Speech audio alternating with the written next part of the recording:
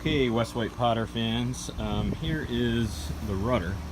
I took off the lines only, and what I've done so far is used a very coarse sandpaper. I believe it is 120. No, actually it's 60.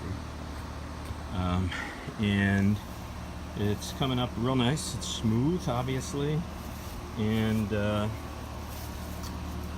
I am going to flip it over in a minute. You'll see I have it kicked up so that I can work on it better, and I'm going to flip it. So give me 1 second.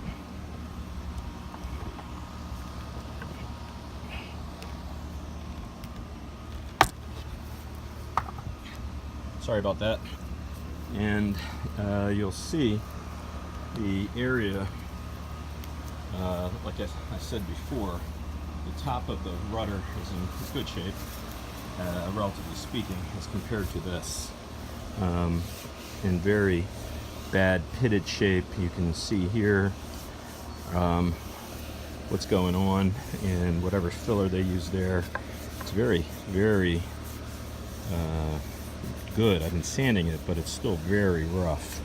So what I'm going to do now is I'm going to wipe it down with mineral spirits to clean it up before I go to the next phase, which is going to be using my orbital sander, hand sander. So I will keep you posted. West Wight Potter 19 with Sasa.